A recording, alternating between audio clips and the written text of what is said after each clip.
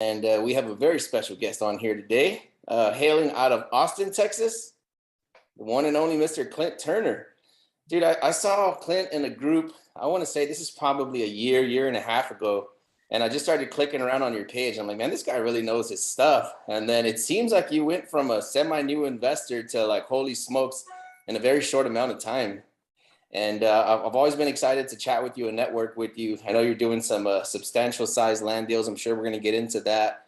But why don't you just tell us a little bit about who you are, your background, and what you're doing in real estate?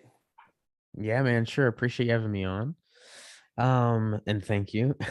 Yeah, I've been doing this for about 6 years now. I started I went and got an engineering degree first, which I have not really Dude, used. I was going to guess engineer. That was my first guess for you. No, I've only used it in a little bit of like land development projects. I mean, I used it in my W-2 for a while, but anyhow, so I was in the W-2 world for a while. Standard story, wanted out of that. So I was doing all sorts of stuff. My most notable business was I was buying ATMs and putting them places, trying to build an ATM network, but I feel like ATMs are dying. So it's kind of hard to get it's kind of hard to get excited about that idea. So somehow I found my way into land. I went through one of the programs just kind of on a whim, and Who'd you train with? I did the Land Geek first. Land Geek. Okay, I did nice. Land Geek first, but since then I've probably bought just about every course there is out there. Always trying to learn different tips and tricks. Hmm.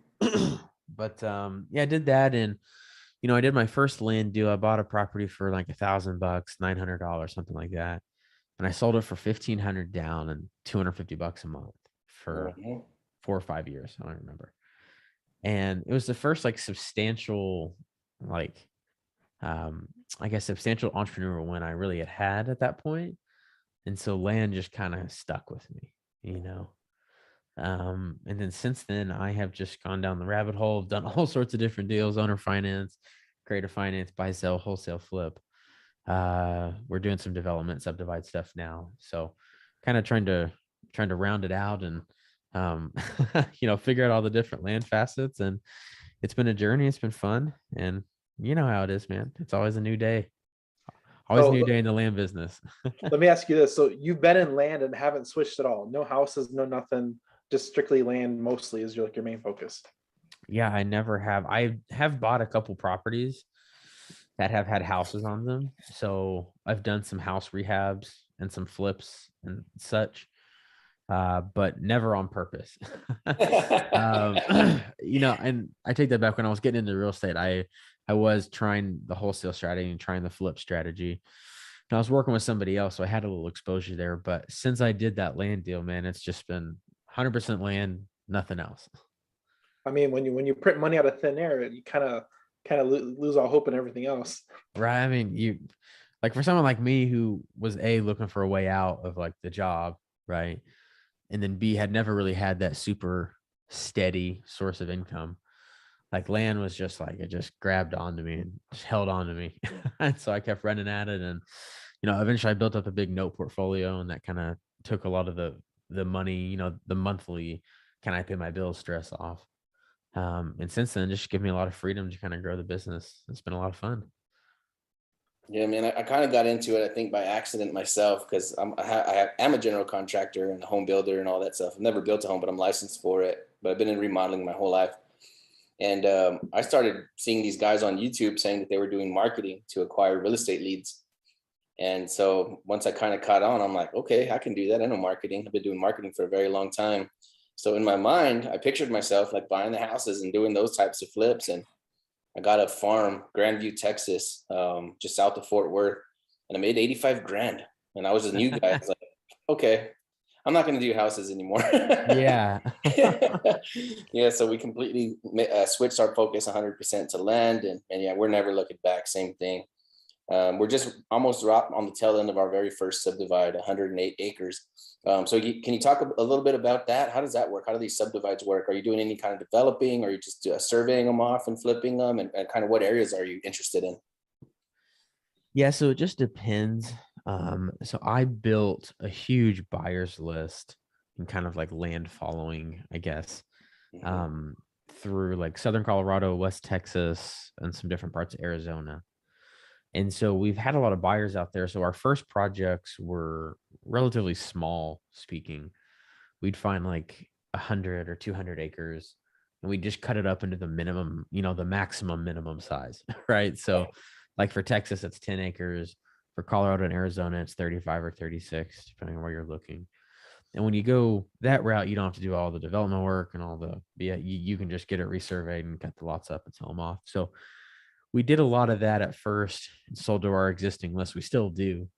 So that's one type of deal that we like to do. And, it's like those standard almost always are like 1 to 400 acres. And we just buy them and cut them up into whatever the maximum yielding shape is basically for that property. Depends on road frontage and stuff like that. But, they always yield massive amounts. Like we just finished one up. I mean, it's nothing crazy, but it's like we bought this property, 100 acres for like 60 grand, cut it up into 10 lots. It was like 108 acres, bought it for 60 grand and cut it up and we sold it all off on financing for like 400 grand, and we got most of our money back. I think more down up front and then the rest just pays over time. And it's just like the printing money. You know what I mean? I like the way you're almost shameful about that one. Like we only made like 340, but hey, what can you do? What can a guy do? Well, it's steady cash flow. It's steady cash flow over a few years, but no, I like those. But we're starting to get into some bigger ones. Like we're working on a couple here in Texas, where we're buying in the $1 to $2 million range, and then we're doing, call it $200 to $300 an acre in minor development. So like road bases, electric extensions, site work, things of that effect, and then just cutting them down and do again maximum yield for the shape of that property, and then turning and selling them off. And we're normally able to around double. That's kind of my metric. I want to like double what it's worth, right? So if I'm buying it for 15,000 an acre all in, I want to see that I'm selling it around 30,000 an acre. And that can be a little lower, honestly, like 25, 30, but I want to see 70 to 100% increase in value, right? And generally when you see that, then it's kind of a back of the hand, like, yeah, it's probably a good deal. Yeah, I think that's where I kind of start, right at about the 2x. A lot of my big buyers that are buying the multiple 7 figures, they want to see like a 2 to 2.5x to make sure that everybody's paid and there's some room to do some of that light development. But yeah, exactly. Yeah. Personally, yeah, so far we've been having some luck with just cutting them up with surveys and, running it through engineering firms and that kind of stuff. But our eyes are open now. So we're looking for that, a lot more of that. I want to play the game. So I was actually going to call and consult with you because like I said, I kind of did my first one just like clunking along, but now that we're ready to start looking at even larger ones, I want to make sure that I don't miss anything, man. So that's what I really love about this business and networking with people like yourself who are so open and willing to share. So we're grateful that you chose to hang out with us and take a closer look at what we're doing. And we hope to reciprocate and drop some big deals in front of you as well. I'm waiting to do a JV deal with you. Yeah, man. We're just waiting for that property to come along. Yeah, we'll grab one. We just put a list north of San Antonio and then surrounding all of Austin and everything. So you were actually going to be the first person I was going to bring them to see what we could do with them. Yeah, I was going to say you'll probably find you're going to find a lot of crazy people who think their land's Oh, I've been seeing those too, man. Yeah, I think I got one sent to me today, like at 105 an acre. I was like, dang, that sounds like what it would go with the roads already dropped in. So. Right, that sounds like what it's worth, already developed and with asphalt roads. Yeah, right. I'm like, what can you do? I found a guy too in Taylor, Texas, 10 acres, and I think he wanted like 2.5 mil for 10 acres. I was like, yeah, what are you gonna build there? A skyscraper? Some people will say, man, well, my property's different. That's my favorite line. It's like, well, mine's different. We have 2 wells, and we have a pond. It's like, okay, so does every other effing property. That area, you know what I mean? So does the ones to the north and south of you, Papa. Yeah, right. No, it's cool, man. I get it, because we from our perspective, we're grabbing these things by like the hundreds and the thousands. And for them, that's like their whole entire life's work. Right. They've got like my grandpa gave me this. We got 200 years invested into this land. So, yeah. So I get it. Hold on. They want to get what it's worth. But sometimes you're just so far off. You're never going to get that. Yeah. Like double retail. Like, yeah, you'll sell it for that in 2044. Right. Yeah. When inflation catches up. Yeah.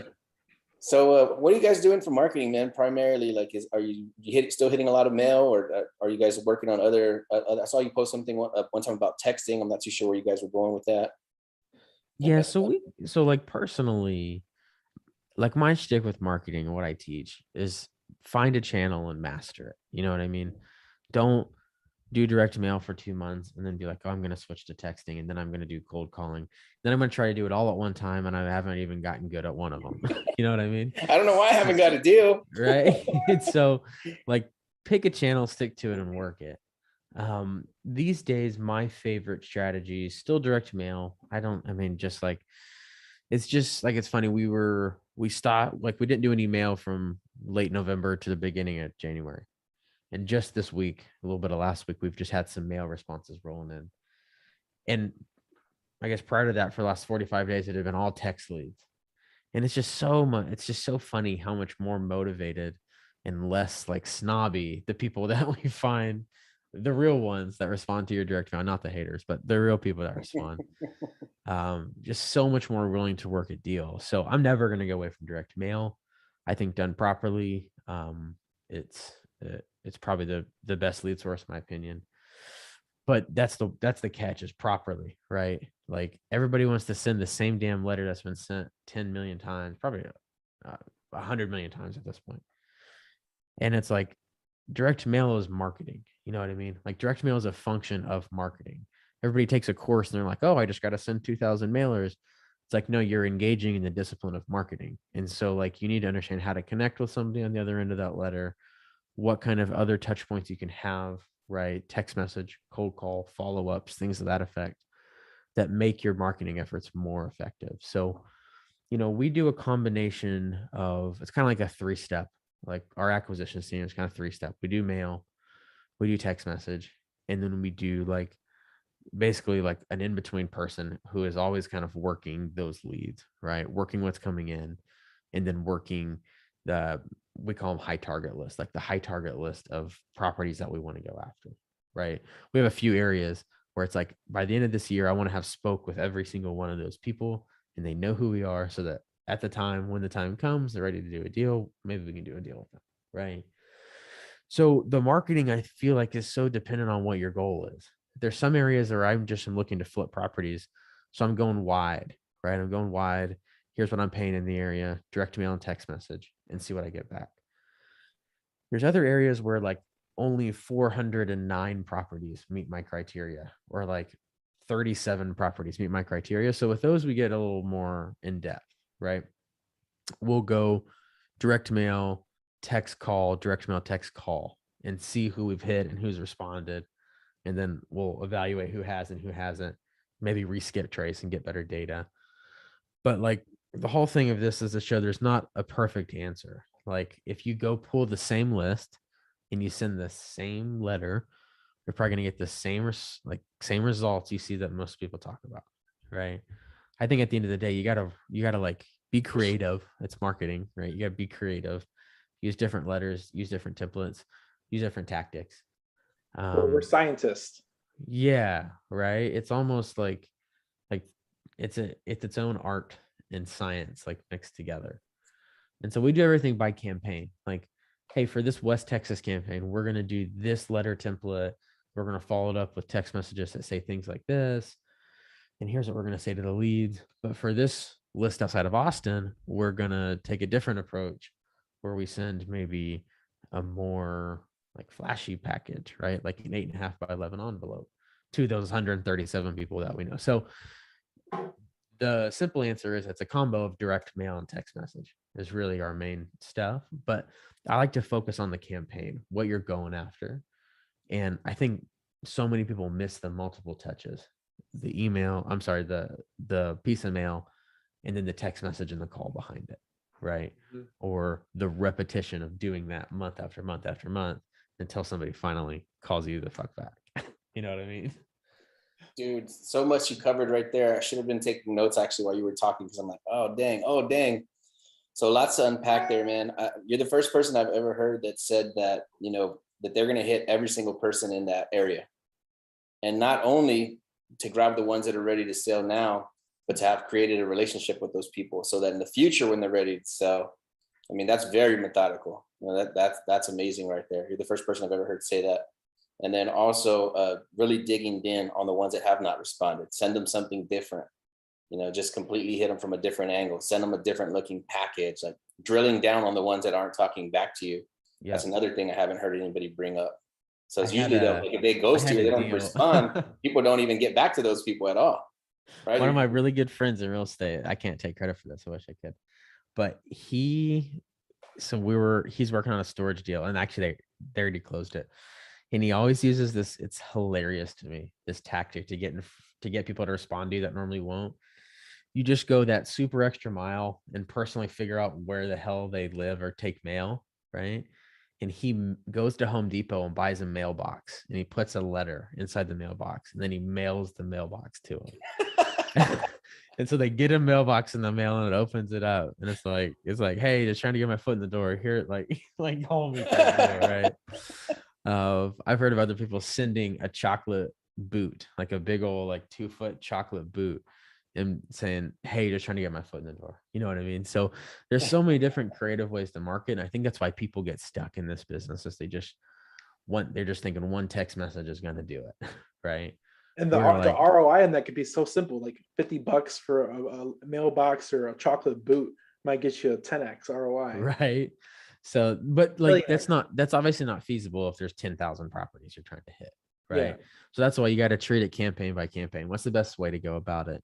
But there's a few areas outside of Austin that I know they're in opportunity zone, path of growth. They're great for development type plays. And it's like, hey, there's literally 109 of these properties. So why can't we spend 6 months figuring out who all 109 of these people are? That's how we've got a really good deal of ours already, is just finding and nurturing the right people. And so we're just kind of taking it to the next level of how many people can we get into the system, and how much can we nurture them, so that at least worst case, we can put the first offer in, so that they know whenever they do want to sell, because people aren't idiots. Like if you own property on the outside of growth, they know it's worth something. So you want to get in there and be that person who can make the first offer and can wiggle your way to the right deal. And it'll only work half the time or less than half the time. But when they do call and they want to make a deal work, if you're the first person they think of, then you probably got a chance. Hey man, so what do you do with these people that you have an idea that they might want to sell, but they're just not ready yet? What kind of a follow-up system do you have? You just hit them with a piece of mail every now and then, or do you have a text drip going out to them? And how often do you touch these people? If they've already told you nah, maybe later, but not now. Yeah, so I don't do a lot of auto, which is probably against the rules or something these days. But I find if it's somebody I really want to talk to, we're going to set a task, a reminder in a system where we can use that and follow up on that. And then that's what we're going to use to do it. Right. So, we use this is Hive Mind. We use Follow Up Boss for a lot of our sales stuff, and we use all sorts of different fucking systems all around. And at the end of the day, wherever we're storing that piece of info, it's normally a 3-month touch, right? If someone has said hey, nice to chat with you, we had a productive conversation. What are we we don't want to sell right now, or we've been thinking about it. My favorite is I got to talk to my 16 brothers or whatever it is, right? And then it's yeah, that's a 3-month from now person. So we just set follow-up tasks, you know what I mean? And we always make sure that we have a tagging system. So it's if something is tagged as a high value target, it has to have a follow-up. It has to have a task. It has to have a follow-up date on it. And if it doesn't, it pops up into this place where, it says, why the hell does this not have a, a follow-up date on it, right? And that's just as simple as, hey, Jim, this is Clint. We chatted a couple months back. Just want to see if you guys had investigated selling the property again or anything like that, right?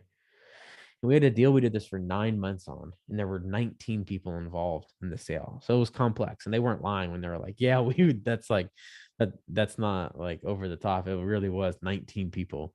And they kept telling us, well, most of us want to sell, but not everybody. Most of us, not everybody.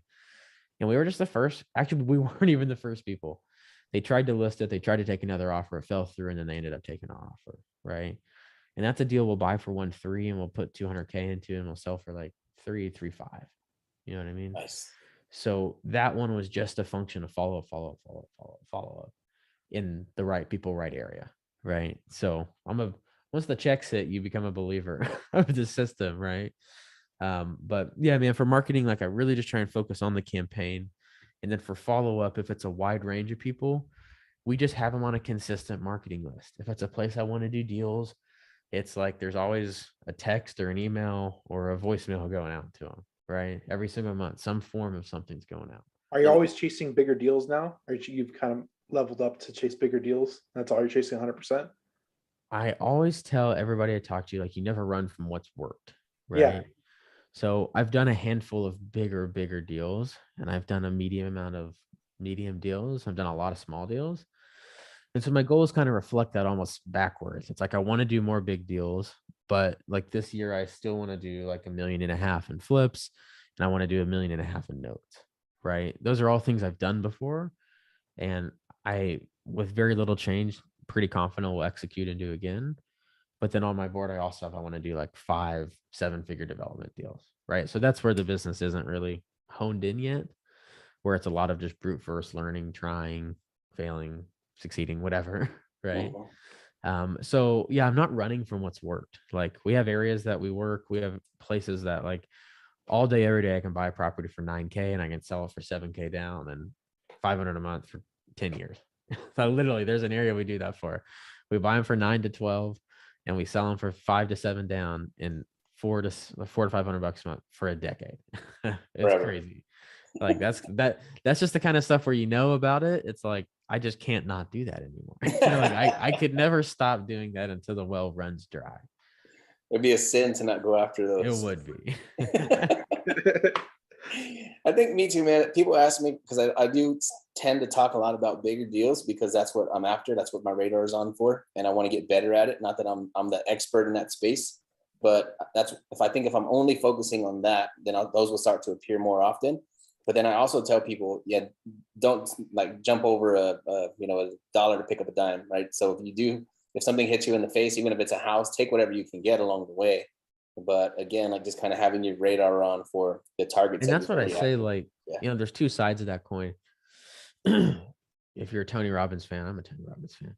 I love Tony Robbins. Yeah. Tony Robbins talks about momentum. He talks about momentum. And the average person, if you do try, like it's like the pattern is you do something, you get a result, you analyze that result. And based on what you feel about that, that tells your internal self, do I do it again or do I quit? Right. And when people start, they often get these ideas like, I want to do these big deals. I want to do these $1 million deals that they're talking about. But at the end of the day, it's like, I got my start because I was having a lot of micro wins. Yeah. I was doing 7K here, 12K here, 9K here, 200 a month here, whatever it was. Right. And at some point, that's what I needed to feel like I'm being successable. Right. Yeah. If I had to go in and wait 12 months to find a deal like this and then wait another 12 months to do it and sell the whole thing, like I would have just been in the hole all this money. I've been pissed the whole time. Right. Yeah. So I don't tell people who are brand new just to go chase. It's like, you don't have the expertise yet. You know what I mean? Yeah.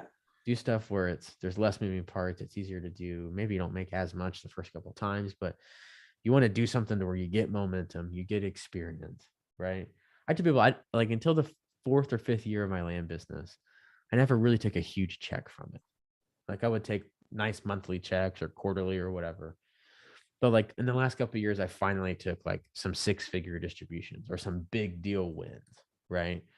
But up until then, it was a lot of like cycling. Hey, I made 28 grand here, but I got to put 10 grand back into the business for marketing and expenses and all that shit. Right. So it was always like that until the 4th or 5th year, when the experience and time and deals added up to where finally like we were taking, good checks home. So, just like you said, don't chase a dime for a dollar, right? If it's right in front of your face. Yeah, man. I think that's another thing too. That's why I try to be careful, right? When people are kind of looking at you, when you're a little bit in the spotlight in this business, you try to not put anybody in a funny situation. So I try to steer people away. Like, don't just be well hunting, because it might take you 6 months to find that well and another 6 to close it. So yeah. In the meantime, grab whatever you can again, but have your radar on for one of those whales because 100%. Yeah, they're very nice. And with that, right, Hive Mind, incredible community. You guys have an awesome community. I can't get over it.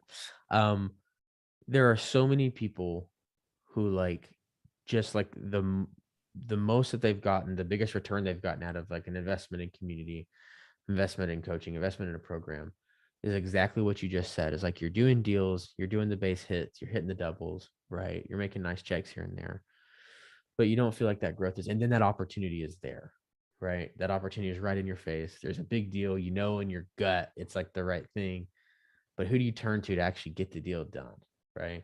Because if you've never done it and you're trying to go from putting a $40,000 property under contract to a $1.4 million property under contract, and there's contract steps and there's due diligence, there's feasibility, and there's all this shit that needs to happen that you're not used to. If you don't have someone to be like, dude, what the hell do I do here? You know What's an what I mean? LOI? What's an LOI? Yeah, what is this thing that they want? I don't get it.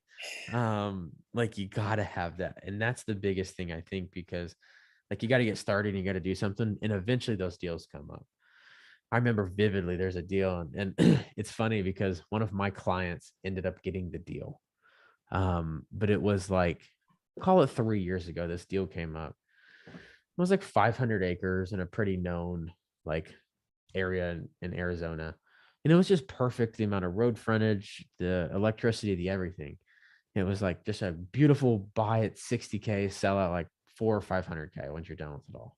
Right. Beautiful deal. And I worked my tail off to get this deal, had no clue what I was doing.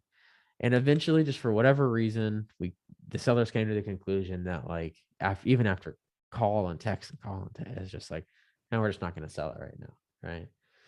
And then about 2 years later, one of my clients gets this person calling them and they're asking me about it. And I'm looking at the deal. I'm like, man, this thing seems like really familiar. Like, I don't know exactly what it is. And I went and I dug back in our system, and I had spent probably months on trying to get this deal, like so much time. And I just messed up. I took too long on things. I didn't like, when you first get that deal, you want to check every single box. In reality, you need to check like 4 boxes and get under contract. You know what I mean? And I didn't do that. And so like, to fast forward to this whole thing, she ended up getting the deal under contract, bought it for like 80. And I think they were going to sell it for like 350. So something good like that. And it was a tough seller, and it was like a difficult situation. And it's a literal example. And like, I lost the money. I didn't get it. It was one of my clients, which was great.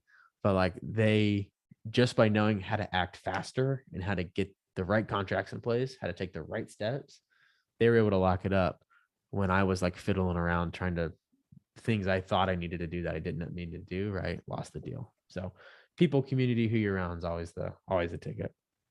I was talking about that. Say that one more time. People, community, and what? People, community, and who you're around. Who you're around. Okay. It's always the ticket to be able to get those, like to be able to get the deals done, right? Gotcha. Yeah.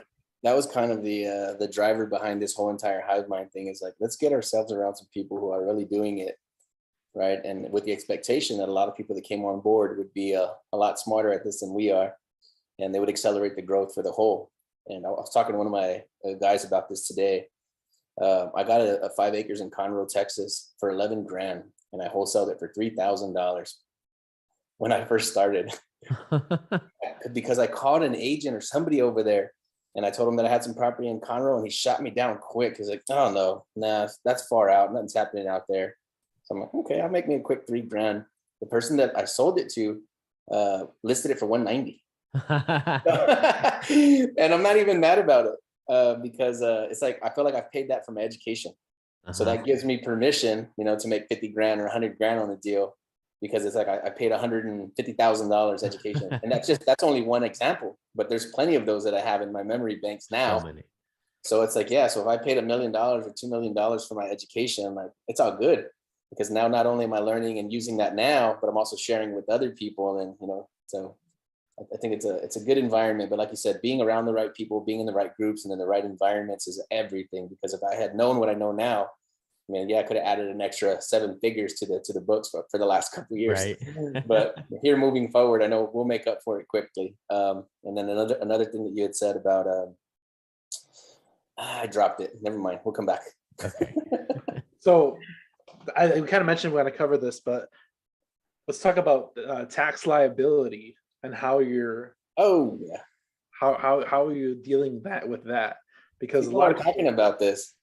a lot of people can make money, but they don't have the tax liability to hide it or bury it, should I say? Yeah. So I got hit with my first big tax bill like 2 years ago.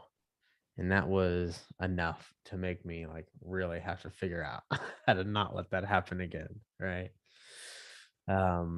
So the last couple of years, and I'm in a little different position. I've got the land business, but I have a bunch of other businesses and entities, and some are corporations and some are trust. And like it's easier to move money around when you have, so like that's why it's a clear example of being in the game of business in general is in your favor for tax liability, right? For example, I was trying to close a storage deal at the end of this past year and just freaking couldn't, stuff fell through, came up in the inspection and feasibility and just couldn't close it before the end of the year. And that close was supposed to give me about $500,000 in losses. And then it's just not there. And so now you have to pay tax on that $500,000 in gains. And we, did a strategy that a friend of mine knew from one of his tax advisors, and I ran by my people, and where I was able to offset a financial year of one business and basically write a service contract between the two and like create a loss in one and a gain in the other. And, one of them ran January to December. The other one runs December to November. So I have till next November to get that gain off. But that was honestly just a lucky grab this year, right? That happened. My main strategy, it's real estate, like real estate is the thing that works. It's you're either investing into a cash flowing vessel, like a business, okay, investing your business and creating losses on a balance sheet for a business, that's growing, right? Especially like, for example, when you're starting a hive mind or a software for the first 3, 6, 9 months on the P&L, it's really easy to show losses, right? For that first year, it's easy to show losses. So when you're in a growth phase, you're not as worried about it. But when you're in a phase of consolidation and you're bringing a lot of cash in, you really got to figure out where to put it, right?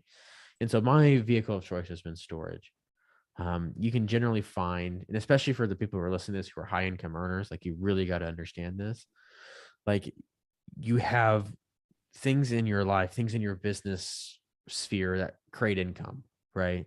Those are things that pump money into your personal financial system. But at the end of the day, you got to have buckets to hold it. Because if you just hold fiat, if you just hold currency, then you're like, at the end of the day, currency devalues at a crazy rate. And so there's no like, you're just going to pay a big tax bill.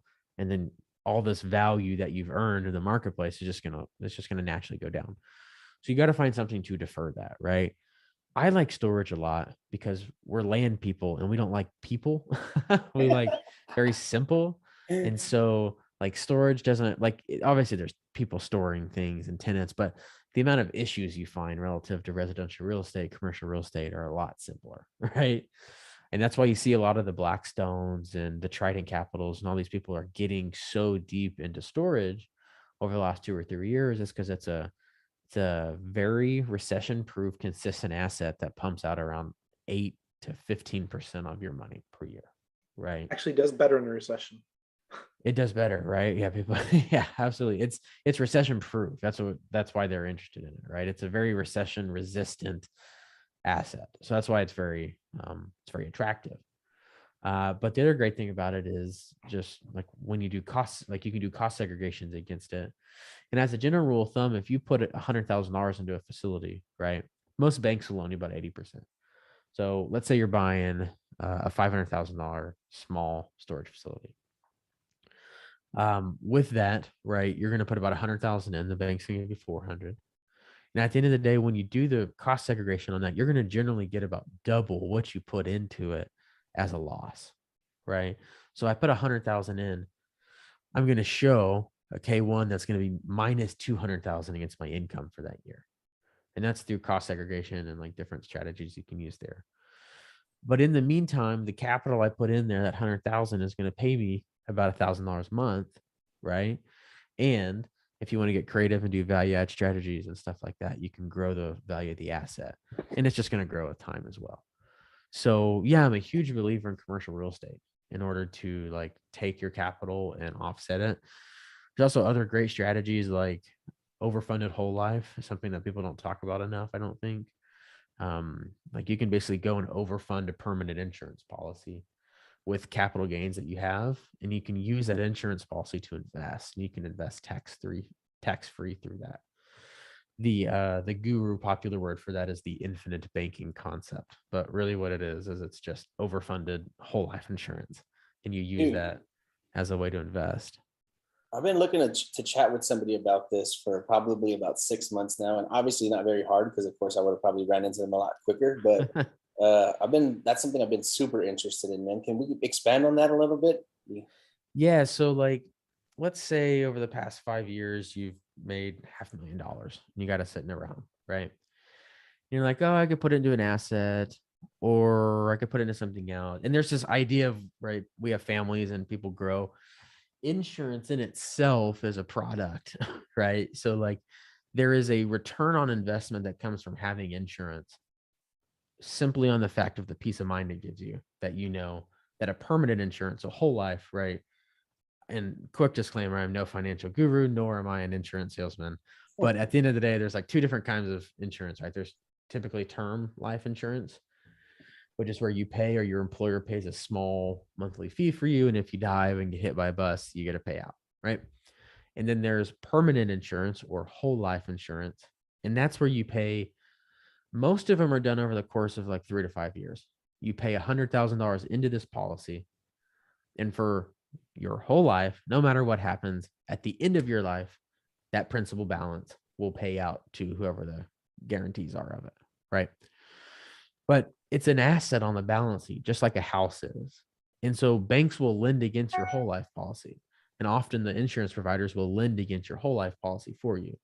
So let's say you have $100,000 in a whole life, you could typically take 50 to 75% of a loan against that. Some of them I think are up to like 90. And the great thing is you can invest through that policy and it's tax-free. So instead of having capital sitting here where you have to, you put it into a deal and you pull it out of a deal and you pay capital gains tax on it. You use a whole life policy, and it's a tax sheltered investment. You use that in order to buy and flip your properties. And then a lot of what you take out of it will be tax deferred or tax free. And so there's a lot of strategies like this. There's self-directed IRAs, 401ks, whole life insurance, all sorts of things, right? But at the end of the day, you want leverage from something. And so if you can get the asset on your balance sheet, that's why I think whole life is so cool, because I have $200,000 in whole life insurance personally. And what I do, like, I know I've put that amount of money into it, right? And it's cash that I don't have access to. But at the end of the day, regardless of anything that happens, if my businesses caught fire and everything I owned fell into the hole and I died, I still know my wife would have at least $200,000 to like get and to go with, right? Because it gives you a peace of mind at the end of the day, but it's the governments love it because it's stable tax, it's stable fiat for them, and it's investable. And so in the IRS tax code, they give you tax breaks for using it, right? So there's all sorts of little things like that, but places you can put your capital and then you can lean against that in order to do deals. That's the ticket. That's the key. Dude, You're playing with your retired funds that you can not touch and put in deals and make more money with it, but not touch it. Like anyone that has a 401k or like an IRA or whatever, my personal opinion is you should roll most of it into a whole life policy. Yep. Or a self-directed IRA. But whole life is much more flexible than self-directed. With self-directed, a lot of times you have to put a lot of the profits or percentage of it back into the IRA itself, whereas whole life is very directable. So at the end of the day, man, whether it's a whole life insurance policy or it's a storage unit or it's a house, like having something on your balance sheet that the bank will lend against for you is oftentimes going to get you a much lower, kind of almost a tax break on doing deals through it, right? So I think that's something that a lot of people need to start talking about, because the only thing you ever hear the gurus saying is like, oh, I made 100 grand, I made 500 grand, I made $1 million. Like, whoop-de-doo, what'd you do with it? Right. Where is it at now? What they're not telling you is that they're putting 800,000 of it into an apartment syndication because they know it pays them 9% and they get to write the whole thing off. Right. That's what they don't tell as much, because those opportunities are less abundant. I say they sound less glamorous too. right? Because when you're Yeah. talking about like wealth preservation, it sounds Yeah. cooler to say that Hey you're going man, I out. made $1 million, but I actually put 858,000 of it into a 5-year real estate place, so I don't have to pay any taxes. But I still made $1 million. But at the end of the day, that's the right and the smart thing to do, right? Is to put it into cash flowing assets.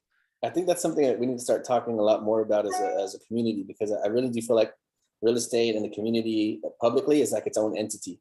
And we got to take care of our people, man. It's something that me and Daniel really care about. I'm sure you do too. I know you got an awesome group. We hung out and chat with them one time. So I know you got a lot of good people in there. It's like, I want to take care of our people, man. I don't want to see anybody, go after it, do really well, and then lose their ass on the back end because they didn't set it up properly. So I think we need to start having those conversations more publicly, even if it's not as glamorous. It's something that's super important and something I've been thinking about a lot lately. Absolutely.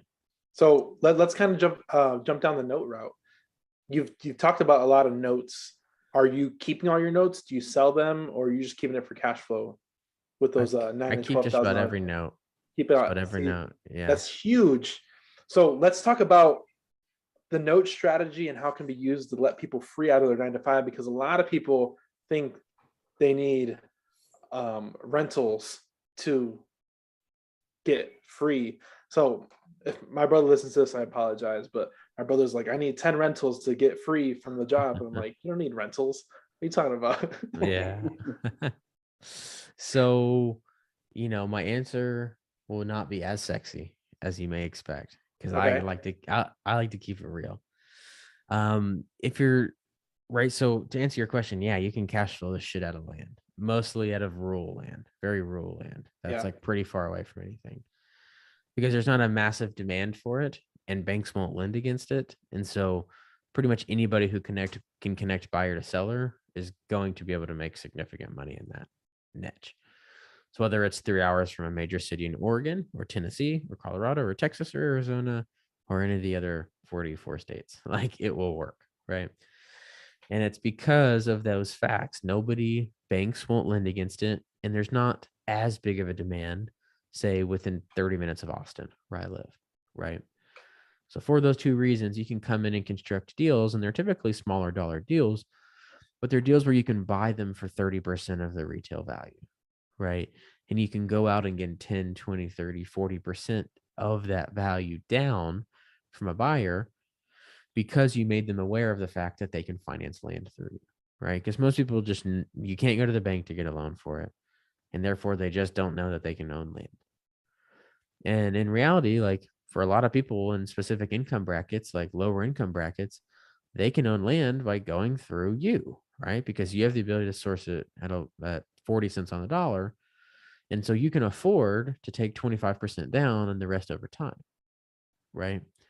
And so that's, like I told you, the first deal I did, and that's a lot of what I did when I started, is I would buy pieces of property for $1,000 to $5,000, sometimes a little less, and I would sell it for 3 to 10 times that amount on a note, right? And I would always get my money back in 6 to 12 months max, oftentimes most of it up front. And then I would just create that cash flow. I'm 6 years into this, and like, I have notes right now that are just starting to pay off from when I started, right? Obvious.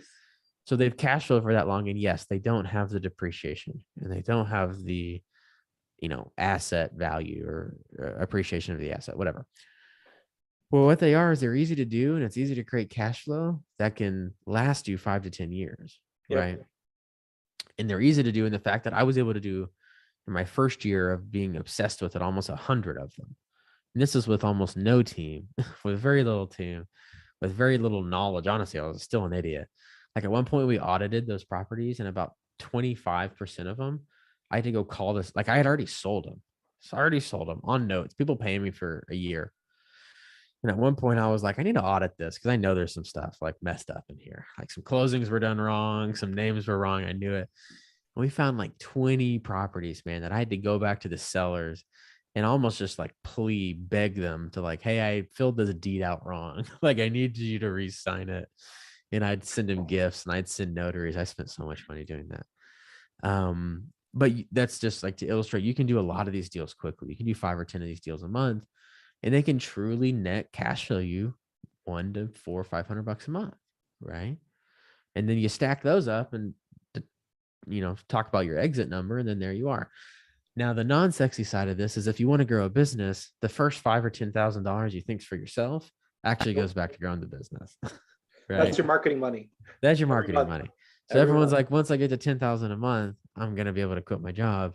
And it's like, once you get to 25,000 a month, you can probably quit your job, because 10,000 of it needs to keep going to mailing and getting more deals. And then after that, you'll have some money to play with. Right. So that's my non-sexy answer. Is it's not as quick and easy as it sounds, but it happens. It can happen very rapidly. And especially in this real estate market where houses are so hard to come by, like, I think it's the no-brainer strategy. But I like that you said you have the non-sexy extra too, because a lot of people that think it's all sunshine and rainbows. 100%. And I think the crazy part about it now is that now you can do the same thing with a larger deal that cash flow is bigger. So I think Anthony had a deal that was paying him like $7,000 a month or something like that he had for a little bit. So one big deal can easily cash flow a large amount if you find the right one. But the small wins definitely pay off in the long run. Yeah, I mean, we pull. I don't know. It ranges with defaults and late payments and overpayments, but just off notes, man, like after 5 years of consistent effort on it, we pull over $50,000 a month. That's all debt free, has no like commercial bank, any debt against it. Right. 50 grand a month. I mean, that changes everybody's life. Oh, that's significant as hell. That gives you money to run a business, gives you money to run your life, and gives you the mental freedom to go chase after whatever you want to do. Right. So for everybody that's like, oh, you have to just do big deals. I'm like, dude, I made my life off small deals, right? Yep. Now I have the freedom to go after big deals and it's fun. But a lot of people, you kind of got to bite the bullet at some point and choose something to get into. And for a lot of people, if you know in yourself that you need those wins, man, start with some desert squares in the middle of Arizona. You'll pick them up and you'll sell them and you'll be on your way. You'll start seeing profit and you'll be like, oh my God, this thing works. I've never had any luck with those, man. And I guess because I've never done mailings and I've never been able to pick those up, but I'll see them. Somebody will send it and hey, 3 acres in the middle of this desert, it's 400 degrees. And I'm like, who would buy that? Next thing you know, it's sold. Dude made $8,000. Like, holy crap, somebody bought it. That's amazing, dude. That's a good niche that nobody's paying attention to. If you want to talk about low-hanging fruit, I mean, wow, that's incredible. But it just goes to show you, it's like an NFT. I mean, it has value to somebody. It's like a trading card. I own this square of paper in the middle of the desert that says that I have that asset now. And somebody's. Dude, I have this guy that, he's just a perfect example of who would buy one of these properties. He works in some agricultural type job, kind of out that way, wherever this property is. And he works basically 2 weeks there on and then a week off, and 2 weeks there on and a week off. And I guess the guy just didn't always want to go home, or maybe didn't have somebody to go home to, or whatever the situation was. And he found a property that we own, man. And he just it's the rules of the property are you can't stay on it in an RV for more than 30 days at a time. Right. Well, he's like, that's perfect, man. I go to work. And then 2 weeks later, I come back and I crash on the property for a week or two. And then I drive back to work. Perfect example of somebody, right? Amazing. One time I bought a property that ended up being 100% of swamp. I just didn't know it. It didn't look like it on the map. It was just 100. At this point, I wasn't even checking for wetlands. It was 100% a wetland. It was just underwater. And I was like, I'm never going to get out of this. Somebody paid me 2 times what I bought it for. I thought I was God had saved me. And later I was like, I think we were following up on the sale or whatever. I was like, what are you guys using it for? Oh, we've been looking for a place to run our 4-wheelers and go duck hunting. And this thing was only $12,000 and that's perfect. You know what I mean? And I'm like, yeah, that's exactly what I meant when I bought that property. You know what I mean? I love this business. I really do feel like that. When, I remember kids collecting cards and Pokemon cards and sports cards. And, it's man, this is the game that we're playing. It's you have a whole cabinet full of these cards that say you're the owner of these unique properties, in America. So I think it's badass, man. I feel super blessed to be in this business. We come across the coolest shit, the coolest deals, the nicest people. And I'm a contractor, so I grew up fixing houses and painting and roofs. And, You know, you said like it's not sexy, but you know what's not sexy?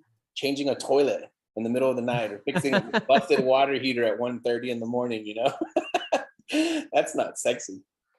I have too much anxiety to build a large commercial rental portfolio. So I'll stick with storage where I can just throw their shit in the dump whenever they don't pay. You know what I mean? Yeah, worst case, you get a roof leak and it ruins all their stuff. I'm sorry, write a check. Here you go. I apologize. I got insurance. Yeah, my insurance policy will write you a $3,000 check, or I'll just freaking cut. Right, there's so much less to deal with. But anyhow, I think about that because I have friends that build apartment complexes, and I'm like, I just don't want to even have the anxiety. Like, hey, one of our units burned down. Like, even though I personally don't have to address it, one of my buddies, he's out y'all's way. He buys a ton. His name's Adrian Salazar. I think he's under 30. His company has like close to 1,000 units that they're managing now. So they're crushing it in the commercial like apartment real estate game. But he was telling me this story one night, man. And he was telling me how one of the oh man, I probably shouldn't tell a story, but anyhow, I probably should have said his name until anyhow, I'll just make it simple. Like a gun went off in somebody's apartment. Okay. And it fired through 2 other apartments. And had this one girl not been working late that night, it would have blasted right through her friggin' bed. It did blast through her bed. She just wasn't there. Damn. And this guy ended up being like a convicted felon, and the old owners of the apartments didn't screen it properly and had like dozens of illegal guns, owned an illegal gun, like all sorts of crazy shit that like I have just like, after hearing that, I mean, you know, 99% of it's not that, but I just don't really, I don't know. I'm not built for that. I feel the same way, dude. I've gotten so much abuse from like my construction business, and just like I said, having other people's problems become your problem. But I could just think of it like, hey, one of our, you know, some person got killed. Like, oh my God, like I'm losing sleep at night. This is terrible. Some kid burned, you know, like, holy crap. I don't want to hear about it. I don't want to think about it. I don't want to know about it. You know? Path of least resistance. Our land sits there and it's quiet. That's what I always tell everybody. I'm like, you know, why'd you choose land over like houses or over like commercial or whatever? I'm like, whoa, I buy the dirt and the sticks and then I sell it and it's still dirt and sticks, you know, like 100 years from now. You have to hurt yourself on dirt and sticks. Dirt and sticks can't hurt you.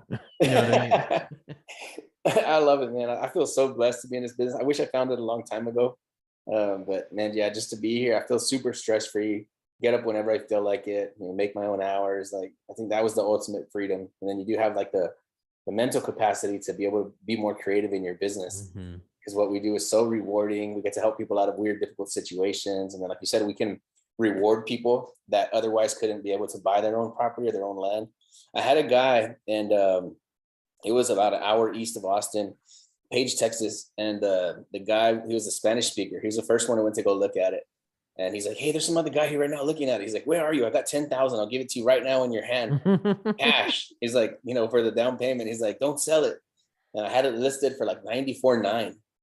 And man, everybody started off, hey, I'll give you 100. Hey, I'll give you 105. Hey, I'll give you 110. It was going all the way up to like 160, 170. I had this guy like at 125, I think. And he's like, he starts messing this long text. Please, man, I don't have anything. I've never left any assets to my kids. I worked my whole life. I've never saved anything at all. I really need this land, please. And I'm like, oh, dude, I sold him the land for like 25,000 cheaper than my highest offer. I'm like, you got me, dude, emotional. Dude, there are, I've seen it. There are some people that focus on this, like this is their business model, is they do these deals where they create small, medium-sized acreage parcels, because for like non-US natives, like one of the I don't even know what the word is, like the stake in the ground type thing you're looking for is to own your own piece of property, right?